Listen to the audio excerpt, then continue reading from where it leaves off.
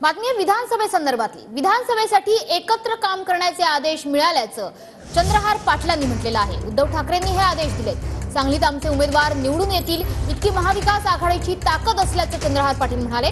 दिल्लीत विशाल पाटील आणि विश्वजित कदमांची उद्धव ठाकरेंनी भेट घेतली। या भेटीवर आता चंद्रहार पाटलांनी ही प्रतिक्रिया दिली आहे।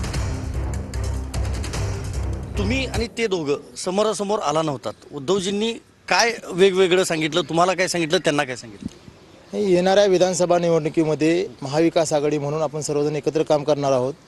सांगली जिल्ह्यामध्ये सुद्धा जे काँग्रेसचे उमेदवार असतील, जे राष्ट्रवादी काँग्रेसचे उमेदवार असतील, त्यांनी आपल्याबरोबर काय वागलं आता हे बघत बसण्यापेक्षा येणाऱ्या विधानसभा आपली महाविकास आघाडी कशा पद्धतीने विजयी होईल इकडे जास्तीत जास्त लक्ष द्या, ह्या पद्धतीचे आम्हाला सूचना दिल्या। मग यापुढे सांगली जिल्ह्यामध्ये तुमचं एकत्रित काम असणार, लोकसभेतलं सगळं विसरून महाविकास आघाडी म्हणून आम्हाला तसे आदेशच मिळाले आहेत आणि उद्धव साहेबांचा आदेश म्हणजे आमच्यासाठी शेवट आहे। त्या आदेशाच्या पुढे काही नाही, त्यामुळे अशा पद्धतीचे आदेश आम्हाला मिळालेत की येणाऱ्या काळामध्ये एकत्र काम करायचं, त्यामुळे तशा पद्धतीने आम्ही काम करणार। मला सांगा, टोटल 8 विधानसभा मतदारसंघ आहेत सांगली जिल्ह्यामध्ये।